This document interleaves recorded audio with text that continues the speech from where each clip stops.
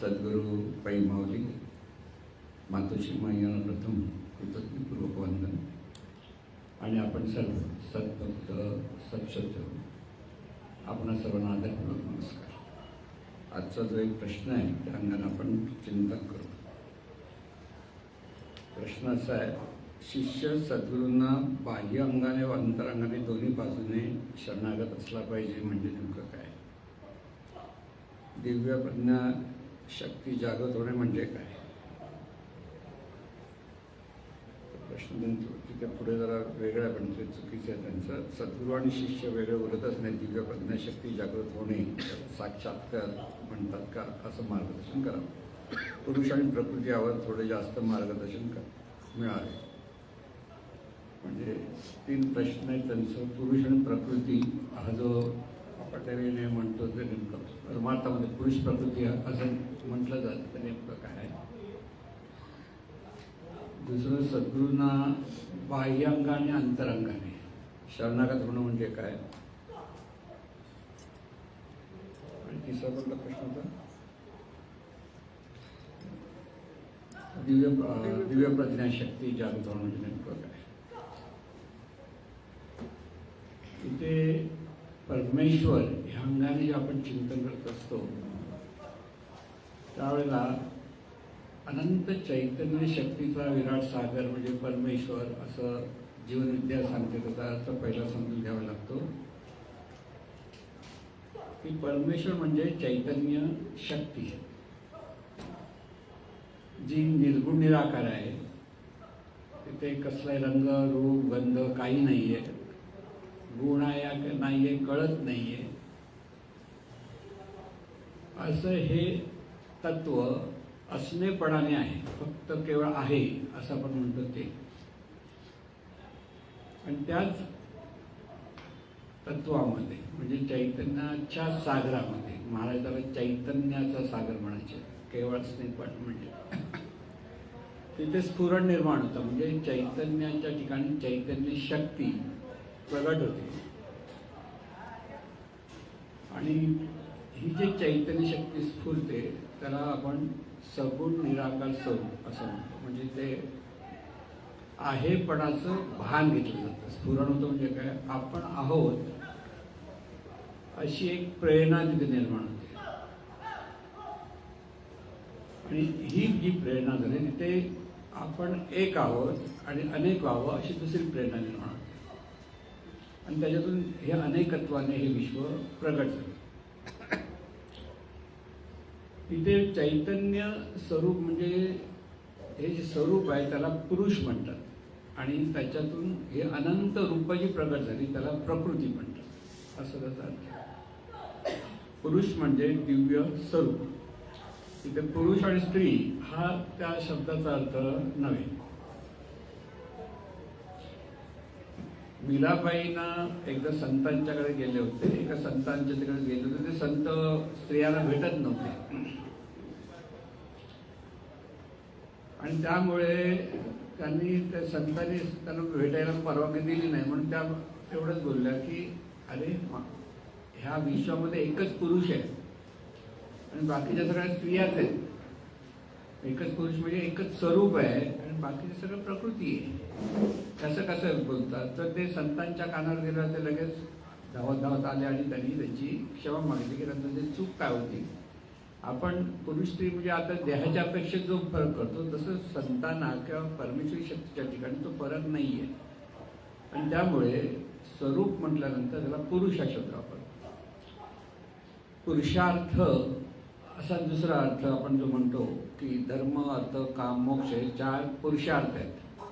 पुरुषार्थ म्हणजे ह्या स्वरूपाच्या अनुभूतीसाठी जे केलं जातं पण जी पद्धत आपण समजून घेतली पाहिजे की धर्माच्या अधिष्ठानावर अर्थाने काम मिळवायचं आणि त्याच्यानंतर मोक्षाच्या दिशेने आपली जीवनाची वाटचाल व्हायला पाहिजे। हे 4 पुरुषार्थ आहे। पुरुषार्थ म्हणजे स्वरूपाच्या दिशेने आपली वाटचाल कशी करायची त्याचा अर्थ तो आहे। आणि म्हणून पुरुष म्हटलं की स्वरूप आणि प्रकृती म्हणजे रूप। पंचमहातत्वातून जे जे निर्माण झालं आहे त्याला सगळ्यांना प्रकृती म्हणतो आणि प्रकृती ही काही काळासाठी असते आणि काही काळानंतर तिचा लय होतो। प्रकृती म्हणजे परत लक्षात जी जी रूपं प्रकट झालेली आहेत ह्या रूपांचा रूप शाश्वत नसतात, अशाश्वत आहे. अशाश्वत म्हणजे काही काळासाठी आहेत. म्हणून प्रकृतीमध्ये जी जी रूपं म्हणजे ते जन्म, जीवन आणि मृत्यू अशा 3 अवस्था प्रकृतीमध्ये प्रत्येक रूपाला असतो. त्याचा जन्म आहे, जीवन जगणं आहे आणि त्याच्यानंतर त्याचा लय आहे म्हणजे मृत्यू आहे. म्हणून प्रकृती ही काही काळासाठी असते, परमनंट नसते. पण पुरुष परमनंट, तिथे जाणं येणं नाही, तर तिथं अजन्म आहे. परमेश्वर हा अजन्म आहे. अजन्म त्याचा जन्म नाही झाला, तो स्वतःहून स्वतः निर्माण झाला, स्वयंभू आहे आणि म्हणून तिथे मृत्यू नाही आहे. आपलं शरीर ही प्रकृती आहे, पंचमहातत्वातून निर्माण झालेली प्रकृती आहे. मग काही काळासाठी आहे आणि काही काळासाठी जाणार आहे. पण आपण म्हणून जे आपण स्वतःला म्हणतो, जी ह्या शरीरातून हे जाणणं जे चालू आहे त्याला वेदाच्या भाषेत ब्रह्म किंवा आत्मा असं जे म्हटलं जातं किंवा चैतन्य म्हटलं जातं, संत ज्याला चैतन्य म्हणतात, ते पुरुष आहे. पुरुष ते स्वरूपाशी संबंधित आहे, ते स्वरूप आहे. म्हणून आपल्याच ठिकाणी जाणीव किंवा आत्मतत्व हा पुरुष, तो परमनंट आहे आणि शरीर मात्र येणारे जाणार आहे. म्हणून मी शरीर आहे म्हणून जेव्हा आपण अभिमानाने जात असतो तो किती दिवस उड्या मारणार? जोपर्यंत शरीर चांगलं चालतं, ठणठणीत आहे तोपर्यंत. एकदा ते वयोमानाप्रमाणे म्हणा, कालांतराने म्हणा, त्याचा लय व्हायला लागला किंवा हाच माणूस घाबरायला लागतो, पण त्याला तो देहभाव असतो. म्हणून देहभावातून मुक्त होण्यासाठी स्वरूपाचा अनुभव येण्याचा प्रयत्न केला पाहिजे की आपण स्वरूपाचे आहोत, म्हणजे स्वरूपाचं अंग आहोत. मी म्हणणारी जाणीव ही येणारी जाणीव नाही, तर ही जाणीव परमनंट आहे. ती अनेक देह धारण करते आणि त्या देहातून तिचं जीवन चाललेलं असतं. म्हणून पुरुष प्रकृतीच्या बाबतीत हा एक महत्त्वाचा मुद्दा आपल्याला लक्षात घ्यायला लागतो की आपल्याला परमेश्वराची आराधना किंवा उपासना म्हणजेच ह्या दिव्य स्वरूपाची उपासना करायची. त्याची उपासना करायची म्हणजे काय? आपण दिव्य स्वरूपाचे आहोत हे अखंड स्मरण असलं पाहिजे, त्याला म्हणतात उपासना. उपासना म्हणजे फुलं हार घातली म्हणजे उपासना नाही. आपण ह्या चैतन्य स्वरूपाचं अंग आहोत की चैतन्य स्वरूपाशी आपण निगडीत आहोत. त्या चैतन्य स्वरूपाशिवाय आपलं जीवन नाही आहे. आपल्या जीवनाचा आधार, आपल्या जीवनाचं अधिष्ठान हे सगळं हे चैतन्य स्वरूप आहे, म्हणजेच परमेश्वर. सोप्या भाषेत त्याला परमेश्वर म्हणतात. पण परमेश्वर म्हटलं की तो कळत नाही आहे. आपण परमेश्वर म्हणजे एखादा मूर्तीपूजक आपण असल्यामुळे, लहानपणापासून आपल्याला मूर्तीपूजा शिकवल्यामुळे आपल्याला परमेश्वर म्हटलं का सगळ्या मूर्तीच्या आकाराने देवदेवता दिसतात, त्याला आपण परमेश्वर म्हणतो.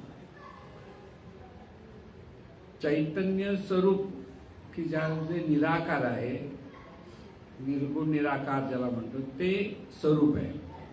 आणि त्यामुळे ह्या सगळ्या देवदेवतांचं नंतर ह्या पुराणातून आलेल्या देवदेवता म्हणजे ऋषीमुनींनी ज्या लोकांना कळत नाही चैतन्य स्वरूप, म्हणून पुराण काळामध्ये देवदेवतांचं एक गोष्टी रूपाने सांगितलं गेलं की लोकांना थोडंसं तिथे लक्ष लागावं म्हणून, कुठे डोळ्यासमोर काही दिसावं म्हणून.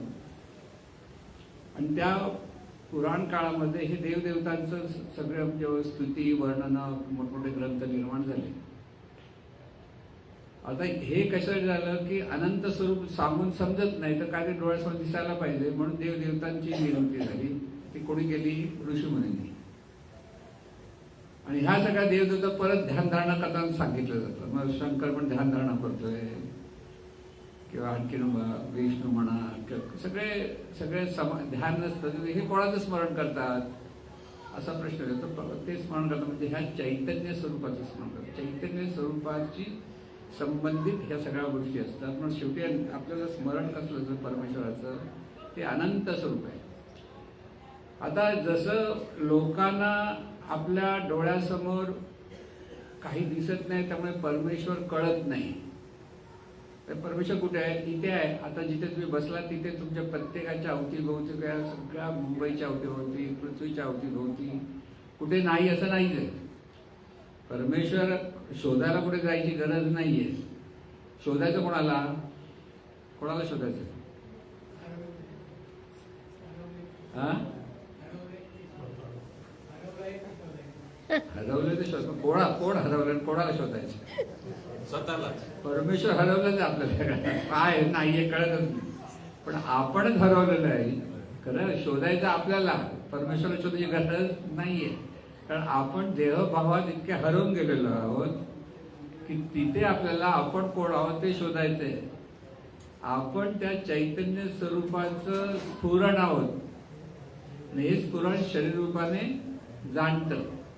आणि त्यामुळे जो शोध घ्यायचा तो आपला स्वतःचा, आपल्या स्वरूपाचा शोध आपण आहे. त्या आपण आणि स्वरूप हे जे आपला संबंध आहे ना, तो शोधायचा आहे. तिथे ते लक्षात घ्यायचं. मग उपासना असते, उपासना म्हणताना काय, मी अमुक तमुक कोणच नाही, मी देह आहे. हे काही काळासाठी देह म्हणतो. देह गेल्यानंतर कुठे जाणार परत? मेल्यानंतर पण मी येणार असं म्हणतो ना आपण, म्हणतो ना बरोबर. आणि जन्म येण्यापूर्वी कुठे होता, कुठेतरी होतो म्हणतो. म्हणजे काहीतरी वाटतं, होतो आहे असं वाटतं की नाही, ते खरोखर तसंच आहे. पण ते कसं आहे, ते देह नाहीये. देहाचा जन्म झालेला आहे आणि देहाचा लय होणार आहे. पण हे जे आत्मतत्व ज्याला म्हणतो, त्याला आपण सोप्या भाषेत जाणणारं तत्व म्हणतो, ते हे जाणणाऱ्या तत्वाला लय नाहीये, त्याला जन्म नाहीये आणि त्याला मृत्यू नाही. किती बरं वाटतं की नाही? आपण जन्म पण नाही, मृत्यू पण नाही. पण हे समजायला जरा कठीण पडतं. आणि हे समजायला कठीण पडतं म्हणून परमेश्वराला पाहायला आपल्याला कुठे पाहायचं, तर आपल्याला सद्गुरूकडे पाहावं. आता इथे सद्गुरू भक्ती का? कारण परमेश्वराशी आपण एकरूप आहोत हे समजण्यासाठी. आणि हे सगळं समजून कोण देतं? सद्गुरूच. परमेश्वराने आपला जो संबंध आहे की परमेश्वरी शक्ती कशी आहे हे सद्गुरू त्यांच्या अनुभूतीतून सांगत असतात. आणि त्यामुळे आपल्याला जर परमेश्वर समजून घ्यायचं असेल तर आपल्याला सद्गुरूंना शरण जावं लागतं. आता सद्गुरूंना शरण जायचं म्हणजे समोर लोटांगण घातलं, नमस्कार केला, पायाला नमस्कार केला तर ती शरणागती झाली असं नव्हे. ती वरवरची शरणागती, लोटांगण घालू नये असं नाही, तो आलं घाला. पण हार घातला, हे घातलं, तर बाह्यांगाने जी शरणागती म्हणताना आम्ही सद्गुरूंच्या आहोत, सद्गुरू करतो, सगळं करतो, पण मनाच्या विरुद्ध जर सद्गुरू काहीतरी बोलले की लांब पळून जातो. मग ती शरणागती कुठे आली? सद्गुरू ओरडतात कधी एखाद्या 4 लोकांना ओरडले तर बघा तुमचं कसं हाल होतात. मग जायलाच नको म्हणतात म्हणजे ती शरणागती गेली. पूर्वीचे सद्गुरू शिष्य परंपरेमध्ये सद्गुरू वाटेल तसे शिष्याला बोलायचे, लाताने मारायचे, वाटेल ते करायचे. आणि जो चिटकून राहील तोच खरा शिष्य, जो पळून जातो तो गेला. त्याला काय अर्थ नाही. म्हणजे पळून जातो की राहतो हेच बघायचे. हे असं का? कारण आपला अहंकार कमी होण्यासाठी आपण सद्गुरूकडे गेलेलो आहोत हे आपल्याला कधीच कळत नाही. आपण सद्गुरूकडे कशाला गेलो? आपण प्रपंचातले प्रश्न सोडवायला लागलो. सर्वसाधारण लोकांना काय वाटतं, प्रपंचातले प्रश्न सोडवायला आपण सद्गुरूकडे पोचलेलो असतो आणि त्याचं प्रपंच सुटतात सुद्धा नाही असं नाही. पण खरंही आपण कशाला गेलोय? खरं आपण कोण आहोत ही ओळख आपल्याला सद्गुरू करून देतात. सद्गुरू जे ज्ञान देतात त्याच्यातून आपल्याला आपलं स्वरूप कळतं. आणि स्वरूप ओळखण्यासाठी आपण सद्गुरूकडे आलेलो आहोत. हे खरं अंतरंग आहे. उपासनेचं अंतरंग काय? सद्गुरूंना अंतरंगातून शरणागत कसं व्हायला पाहिजे. आपण सद्गुरूंचे आहोत तर देहाच्या अपेक्षेत म्हणत नाही. देहाच्या अपेक्षा आपण सद्गुरूंना शरण जाणं, सद्गुरूकडे नम्रपणे पाहणं, सद्गुरूंचं उपासना करणं ही बाह्यांगाने की शरीराच्या अपेक्षेत उपासना. सद्गुरूंच्या शरीराची सेवा करणं, ज्याला जमतं ते करणं. पार्ले साहेबांना खूप चान्स मिळाला, कौतुक आहे त्यांचं. असं म्हणजे असं नाही कशाला मिळत नाही, असं मिळणं कठीण आहे, पण त्यांची पुण्य आहे म्हणून ती संधी मिळाली त्याला आणि त्याचा चांगला उपयोग करून घेतला. पण हे बाह्यांगाने सेवा झाली. अंतरंगाने काय? अंतरंगाने सद्गुरू कोण आहे? तर सद्गुरू साक्षात परब्रह्म आहे हा बोध असला पाहिजे. सद्गुरूंना मनुष्य बघतो तो करंटा असं पूर्वीच्या मी नाही म्हणता, पूर्वी शास्त्र सांगतं. ज्यांना सद्गुरूंना नुसतं मनुष्य देह दिसतोय त्यांना सद्गुरू कळलेला नाही. मग त्यांना कसं पाहायचं? देहाच्या रूपातच पाहायचं, कारण ओळखते तिथं धरणार. कारण अनंत स्वरूपाला जसं रूप कळत नाही तसं सद्गुरूंचं जे स्वरूप आहे आणि अनंत स्वरूप आहे ते एकरूप आहे. म्हणून गुरु ब्रह्मा गुरुर्विष्णू गुरुर्देव महेश्वरः गुरु साक्षात परब्रह्म तस्मै श्री गुरुवे नमः. हे जे सांगितलं जातं हे कधी कळतं, जेव्हा सद्गुरू आपल्याला जे ज्ञान देतात त्या ज्ञानातून आपण कोण आहोत ते जेव्हा कळतं किंवा सद्गुरू कोण आहे कळतं. आणि हे कळण्यासाठी सद्गुरूंना सर्वांगाने शरण जावं लागतं. आपलं मी आणि माझं पण गळून गेल्याशिवाय आपल्याला सद्गुरू कळू शकत नाही शेवटपर्यंत. आपण झालं आम्हाला कळलं, आपल्याला काहीच कळलं नाही, बरोबरच कळलेलं आहे सगळ्या गोष्टी. सद्गुरूंचं ज्ञान कळण्यासाठी सद्गुरूंच्या प्रती ते जे परमतत्व आहे त्या परमतत्वाशी आपण म्हणजे शिष्य जेव्हा एकरूप होतो तेव्हा खऱ्या अर्थाने सद्गुरू नेमके काय आहेत हे कळतं. आणि ते ज्ञान होईपर्यंत ही वरवरची शरणागती असते. पण ज्याला हे आत्मज्ञानाच्या दिशेने ज्या साधकाची तयारी सुरू होते तो अंतरंगातून सद्गुरूंना शरण जातो. आणि जेव्हा ही अंतरंगातून शरणागती होते तेव्हा मी आणि माझेपण निसरले ज्याचे अंतकरणात तो संन्यासी जाण निरंतर. म्हणजे तिथेच तो निरंतर संन्यासी झाला म्हणजे खरं शरणागत झाला. किंवा पै आपुले वेदे विण जाणीजे जे माझे एकपण तयाचे नाव शरण मजे निगा. पै आपुले म्हणजे मी आणि सद्गुरू वेगळा उरतच नाही. मग उरतं कोण? सद्गुरू उरतो आणि मी म्हणून कोण उरतच नाही. ही जी मनाची अवस्था होते त्याला म्हणतात शरण, त्याला अंतरंगातून शरण झाला. पण बाह्यांग आणि अंतरंग ह्या दोन्ही गोष्टी आपल्याला शिष्याच्या ठिकाणी ही उपासना कळली पाहिजे. ही उपासना आपल्याला बाह्यांगाने बऱ्याच वेळा कळते. म्हणून आपण ज्यावेळेला मानसपूजा करतो तर मानसपूजा ही आपण बाह्य अंगाने सद्गुरूंची आपण मानसपूजा सद्गुरूंनीच कॅसेट दिलेली आहे ती कशी आहे? बाह्यांगाने शरणागत झाला. आणि ही पहिली स्टेपच आहे, ती तशीच करावी लागते. असं नाहीये की एकदम अंतरंगाची साधना कशी करणार. अंतरंगाची उपासना म्हणजे दिव्य साधना. म्हणून सद्गुरूंचे चरण पकडायचे म्हणजे कोणते चरण पकडायचे? महाराज नेहमी म्हणायचे चरण पकडायचे म्हणजे काय सद्गुरूंचे पाय पकडायचे? सद्गुरूंचे पाय नाही, सत आणि चित हे जे सद्गुरूंचे दोन पाय आहेत. सत म्हणजे असणेपण, चित म्हणजे जाणणेपण. या असणेपणाला हे आणि तेच जाणणेपण आहे हे जेव्हा शिष्याला कळतं आणि ते माझं जाणणेपण म्हणून मी म्हणतो ते माझं नाहीच आहे, ते सर्व स्वरूपाचं जाणणेपण आहे हे कळतं. तेव्हा सद्गुरू आणि शिष्य स्वरूपाशी एकरूप होतात, स्वरूपाच्या अंगाने एकरूप असतात. तिथे शिष्य हा शिष्य नसतो, सद्गुरू हा सद्गुरू नसतो. तर तिथे असतं तर केवळ एकच चैतन्य स्वरूप असतं किंवा तिथे प्रेम स्वरूप असतं. आणि तिथे असं ती अंतरंगाची उपासना असते, अंतरंगातून असलेली शिष्याची शरणागती असते. आणि म्हणून आपण किती उपासना कुठपर्यंत न्यायची आपली हा लक्षात घ्या की सद्गुरू आता आहेत का? आताही आहेत. चैतन्य स्वरूपाच्या अपेक्षा ते आताही आहेत. जे संत लक्षात घ्या, जे संत काही काळ होतं ना, आज ज्या संतांनी देह सोडलेला आहे त्यांचं सांगणं कसं असायचं? जसं सदाभाऊ शिर्डीचे साईबाबा ते काय म्हणायचे, मी इथेच राहणार आहे.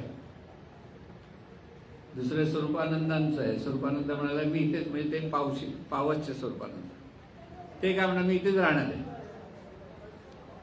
दिसत तर नाही, राहणार तर कसे कधी राहणार असं आपण म्हणतो ना, पण ते चैतन्य स्वरूपाच्या अंगाने ते राहणार. कारण चैतन्य स्वरूप सर्वत्र आहे, कारण ते चैतन्य स्वरूपाशी एकरूप झालेलं. म्हणून मी म्हणजे चैतन्य स्वरूप इथे राहणार.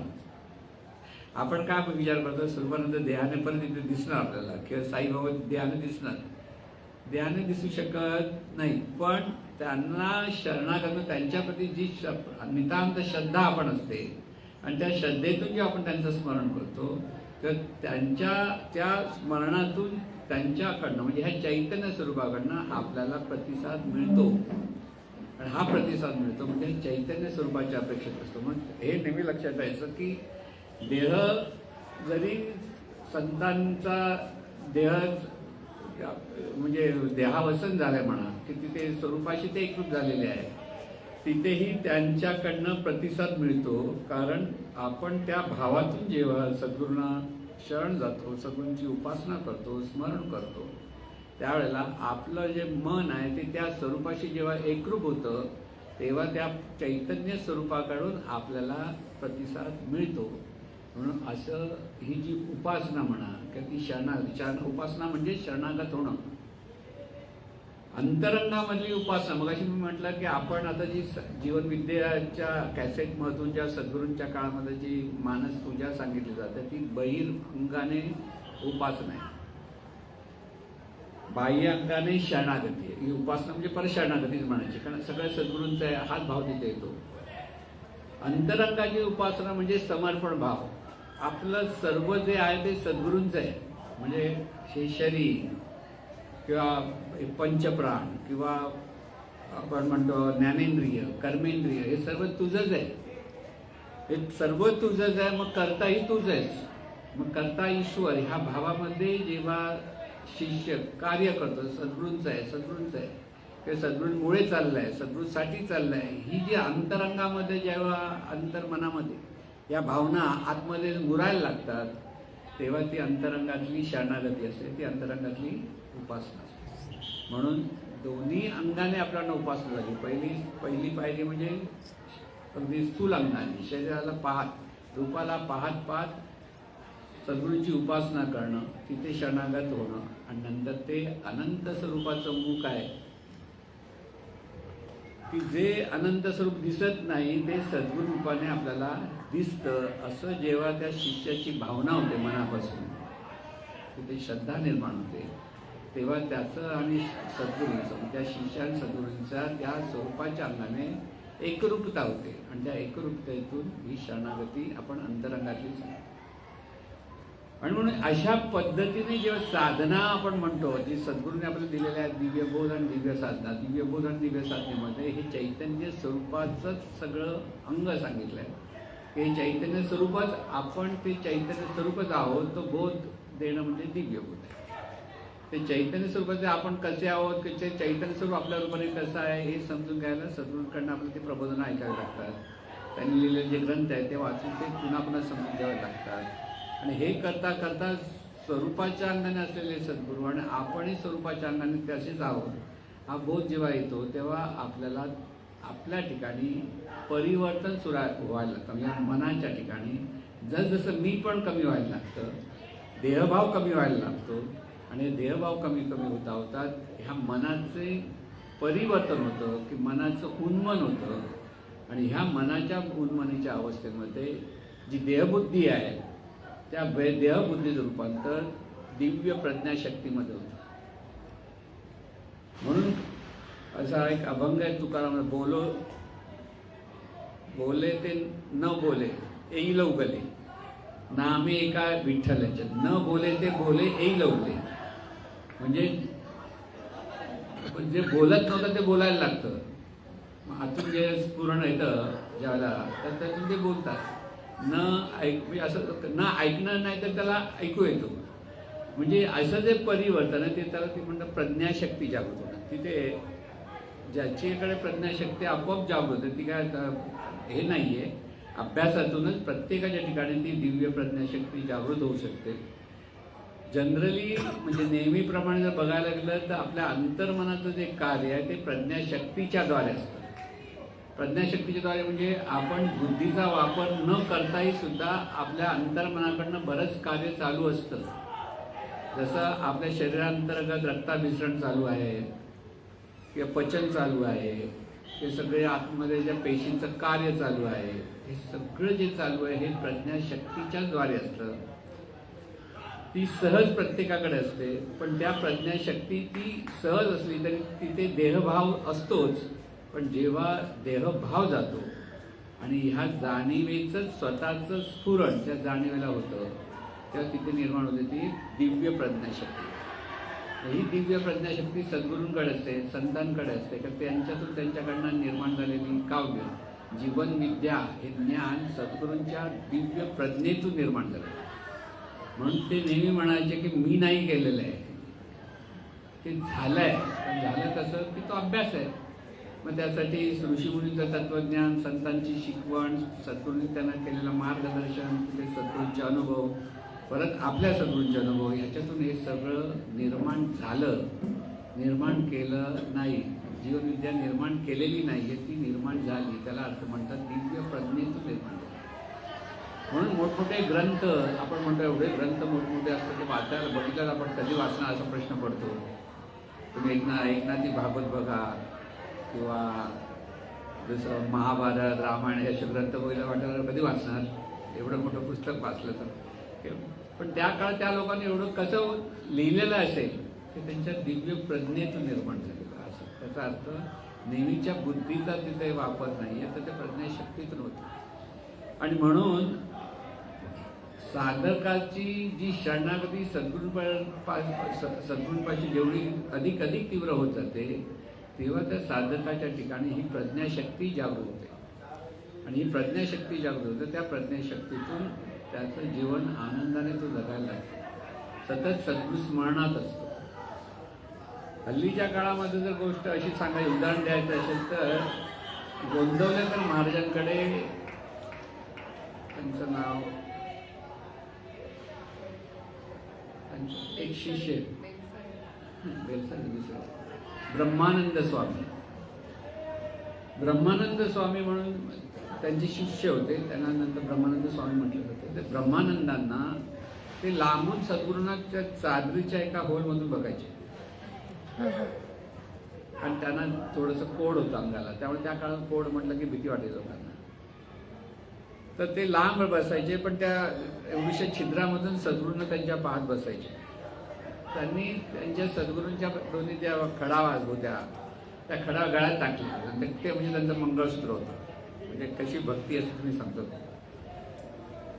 त्यांची या भक्तीतून काही काळानंतर त्यांना विस्मरण व्हायला लागलं, पण सद्गुरूंना विसरले नाही.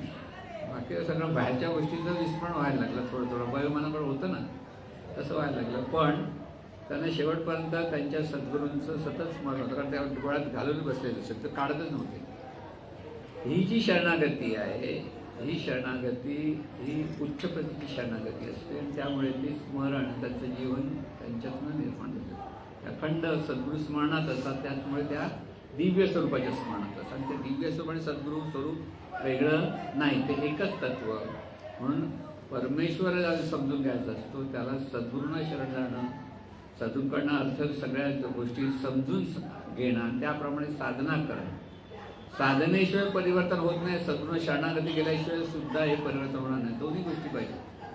नुसती सद्गुरू भक्ती करतोय ती बाह्यांगाने होईल, जोपर्यंत साधना होत नाही तोपर्यंत अंतरंगाने ती शरणागती होणार नाही.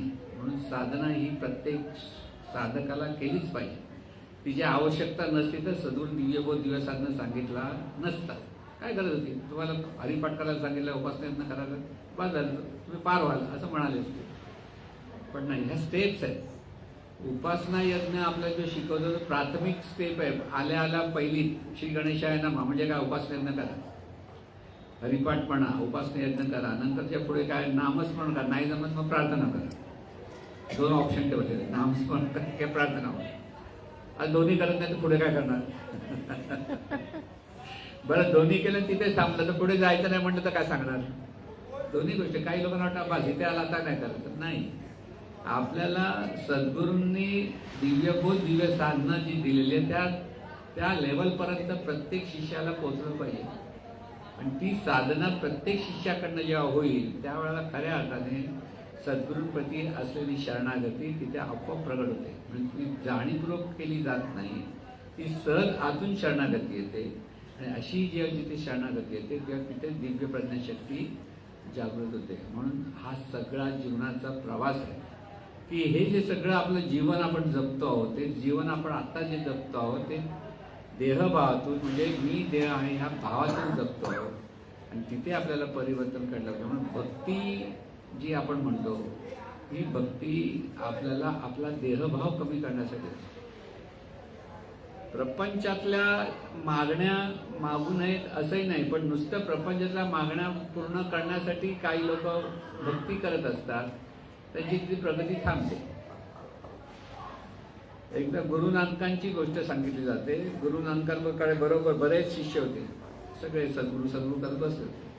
तर गुरु नानक म्हणाल चला तीर्थयात्रा जाऊ म्हणून सगळे तीर्थयात्रा जातात. मध्ये गुरु नानकांनी बरेच पैसे मागे टाकले, असे उडवले. ते पैसे जमा करायला काही लोक थांबले, पुढे आलेच नाही. गुरु नानक पुढे चालले. तर गुरु नानक पुढे चालता सोन्याची आणखी नाणी टाकली. ते सोन्याची नाणी बघून काही तिथे थांबले. ते पण थोडे थोडे अर्धे कमी होत गेले. जे मिळतं ते घेत बसले. पुढे रत्न टाकली, ते रत्न जमा करत होते, शेवटी त्यांच्यावर राहिले कोण? दोन. म्हणजे आपली भक्ती कशी असते सरसर माणसाची, त्याला व्यवहारातल्या अंगाने आपल्याला काहीतरी मिळवण्यासाठी आपण भक्ती करतो, हा त्या गोष्टीचा बोध आहे. तर आपल्याला फक्त व्यवहारातल्या फायद्यासाठी जर भक्ती करत असेल तर ती भक्ती नाही, ती थोड्या काळासाठी असते, म्हणून एवढंच बरं. ते इकडे तिकडे उलटं सुलटं करण्याच्या सद्गुरूंचं स्मरण करत बसला, त्याप्रमाणे करत बसला आणि आपला प्रपंच सुखाचा करायला हरकत नाही. पण खरं कोण या सगळ्या मोहातून, म्हणजे पैसा, सोनं, नाणं ह्याच्यातून मुक्त जो होतो, त्याला वैराग्य येतं, तो खरा भक्त होऊ शकतो. म्हणजे ह्या गोष्टींचे जे बोध आहेत आपल्याला, हे सगळे आपल्याला समजून घ्यायचे असतात की आपल्याला सद्गुरू भक्ती कशी असली पाहिजे. की सद्गुरूचा शब्द म्हणजे शेवटचा, त्याच्या पुढे आपल्याला बोलता येता नाही. जरी आपल्याला वाटतं हे आपण असं विचारू का, तसं आहे ना, एकदा समजलं नाही, तू असंच करतं, तसंच केलं पाहिजे, हे आपण करत नाही. आपण आपली बुद्धी वापरतो बऱ्याच. म्हणून मी नेहमी घडलेली गोष्ट सांगता आपल्या सद्गुरूंच्या होते. आपल्या जीवनविधीतल्या एका शिष्याला हृदयाचा त्रास झाला, ज्याला हार्ट प्रॉब्लेम म्हणतो, तो आला आणि त्याला डॉक्टरने सांगितलं की ऑपरेशन करावं लागेल. तो सद्गुरूंना विचारायला गेला, बंगल्यावरती विचारायला, काय करू? सद्गुरूंना नको करू, नको करू. तिथे दादा होते, चला ते म्हणा, अप्पा काय करतोस, काय म्हणतो तू? कारण दादा म्हणाला, रे नको म्हणाल, काय झालं की परत आपल्यावर येईल ना. असं कसं म्हणतो, ऑपरेशन डॉक्टर तर करायला पाहिजे. तर त्यांच्याकडे बोल, दादा म्हणाले असं, हां रे बाबा कर. आणि ऑपरेशनवर त्यांचं ऑपरेशन टेबलवर ते गेले. मग सद्गुरू जे त्यांच्या प्रज्ञाशक्तीतून बोलवतोय ते जर ऐकलं असतं तर वेगळा. आपटे काका म्हणून आमचे चेंबूरचे जे होते, ज्यांच्यामुळे जीवनमध्ये आहे आपली, त्यांना हार्टचा प्रॉब्लेम होता आणि त्यांनी ऑपरेशन केलं आणि ते बरेच वर्ष जीवनविद्येचं कार्य, बदलापूरला वगैरे सगळं किती वर्ष, म्हणजे असं नाही की ते लगेच गेले, किती वर्ष होते त्यांनी हार्टचा 90% 80% म्हणतात ना ब्लॉक झाले गेले, पण त्यांना काही प्रॉब्लेम झाला नाही. त्यांचं आयुष्य तसं जगलं. म्हणजे इथे सद्गुरूंची भक्ती म्हणताना ह्या गोष्टीचा प्रत्यय आपल्याला येतो की जेव्हा सद्गुरू सहज बोलतात, म्हणजे सहज बोलती तोच उपदेश असं जे सांगितलं जातं, तिथे आपल्याला हे कळलं पाहिजे की सद्गुरूंच्या प्रज्ञाशक्तीतून जे आपल्याला कळतं की जे सांगितलं जातं ते शिष्याने उचललं पाहिजे. ते शिष्य उचलायला जर मी ती झेल घ्यायला कॅश घेत नाही, कॅश नाही घेतलं की म्हणतात ना, कॅश नाही घेतलं की हरतात टीम. तसं आपण जीवनात कुठे ना कुठे मार खातो. म्हणून सद्गुरूंच्या ज्ञानाप्रमाणे, सद्गुरू जे जे सांगितले त्याप्रमाणे आपल्याला जीवन जगण्यात साधकाचं किंवा शिष्याचं सार्थक आहे. आणि म्हणून सद्गुरू भक्ती ही सर्व भक्तीमध्ये श्रेष्ठ भक्ती सांगितली जाते. कारण तिथे सद्गुरू म्हणजे परमात्मा शिष्याची डायरेक्ट बोलतो. तिथे इतर ठिकाणी स्वरूपाचं म्हटलं स्वरूप कळत नाही, त्याशी बोलायचं कसं कळत नाही तो. आणि तिसरी गोष्ट अशी आहे, जीवनविद्या सांगते, परमेश्वर तुमच्या जीवनात कसलीच प्रकारची ढवळाढवळ करत नाही. तो तुमच्या कृपाही करत नाही, कोपही करत नाही. नियमाप्रमाणे होणार, एवढंच कडक. नियमाप्रमाणे वागलं असतं तर सुखी होशील, नियमाविरुद्ध वागलं असतं तर दुःखी होशील. पण ते स्वरूप सांगायला येत नाही. मग सांगतो कोण? सद्गुरू. सद्गुरू आपल्याला ज्ञान देतात, सद्गुरू आपल्याला कसं वागायचं शिकवतात, सद्गुरू आपल्याला निर्णय वेळेला सावध करतात आणि जीवनात आनंद कसा घ्यायचा हे शिकवतात. म्हणून असे सद्गुरूंची भक्ती प्रत्येक साधकाकडे व्हायला पाहिजे. त्याच्यातून स्वरूप भक्ती व्हायला पाहिजे. त्याच्यातून ह्या सगळ्या दिव्य साधना, दिव्यबोध जो समजून दिलेला आहे तो आपल्याकडनं व्हायला पाहिजे. प्रत्येक साधकाला कळलं पाहिजे. म्हणून नुसती नाणी सोन्याची घ्यायची, रत्न घ्यायचे की शेवटी सद्गुरूंना धरायचं, हे ज्याच्या त्याच्या मनोवृत्तीवर अवलंबून असतो. म्हणून हा अभ्यास जो आहे, हा अभ्यास बघायला गेला तर अगदी सोपा आहे, पण तेवढाच तो कठीण आहे. सद्गुरू भक्ती सोपी म्हणायचं नाही, पण मनापासून श्रद्धेने केलं तर ती सोपी. पण बुद्धीचा जास्त वापर करायला गेला तर सोपी नाही. विद्वान लोक असतात, सद्गुरू असे कसे बोलले असा प्रश्न येतो ना. सद्गुरू बी आहे, तुम्ही डबल ग्रॅज्युएट आहे, हा जर त्याच्याकडे अहंकार असेल तो सद्गुरूला शरणागत होऊ शकत नाही. म्हणून इथे शिक्षणाचा प्रश्न नसतो, तर प्रज्ञाशक्तीचा प्रश्न असतो, स्वरूपाचा प्रश्न असतो. आणि स्वरूप हे सद्गुरूंच्या ज्ञानातूनच अनुभवाला येतं शिष्याला, त्याशिवाय येऊ शकत नाही. तर ते परमेश्वराचं सर्वात मोठं गुह्य आहे. आणि ते गुह्य आपल्याला समजण्यासाठी सद्गुरूंचीच आवश्यकता लागते. म्हणून सद्गुरूंना शरण जाण्यात शहाणपण पण आहे, आपल्या जीवनाचं सार्थक आहे. आणि म्हणून सतत सद्गुरू स्मरणात राहणं. शरण कसं जाणार? सतत सद्गुरूंचं स्मरण पाहिजे आपल्याला, की आपण आणि सद्गुरू जिथे जेव्हा अखंड स्मरण असतं शिष्याकडे, तेव्हा सद्गुरूंच्या ज्ञानाप्रमाणे शिष्य जीवन जगायला लागतं. त्याचं की ज्ञान पण इथे बरेच अडथळे येतात. त्यावेळेला काही वेळेला आपले प्रॉब्लेम येतात, प्रपंचातले काही प्रश्न असतात, ह्याच्यानं तिथे माणसं जास्त गुंततात, परत सद्गुरूंपासून लांब होऊ शकतात. सद्गुरूंबरोबर राहणं इतकं सोपं नाही, कारण आपलं प्रारब्ध त्याच्या आड येतं. बऱ्याच वेळेला अगदी सुरुवातीला अगदी सद्गुरूंबरोबर राहणारे लोक काही काळाने प्रपंचाचे प्रश्न आले, काही गोष्टी घडल्या, लांब झालेत. लांब झाल्यामुळे परत ते ज्ञानापासून लांब झाले. काही जवळ आहेत पण अहंकाराने लांब झाले. ध्याने जवळ आहेत पण ज्ञान कसं घ्यायचं हे कळत नाही. आणि कळलं न कळल्यामुळे तिथेही सद्गुरू म्हणाले माझ्या जवळ आहे, म्हणजे अगदी माझ्या जवळ म्हणता येत नाही. जोपर्यंत हे ज्ञान घेत नाही तोपर्यंत जवळ नाही. म्हणजे हे सगळं सद्गुरू आपल्याला समजून सांगे, पण अगदी इतके सॉफ्टली सांगायचे की आपल्या डोक्यात प्रकाश पडायचा नाही. पण सद्गुरूंचा तो स्वभाव होता की ते हळुवारपणे सांगायचे.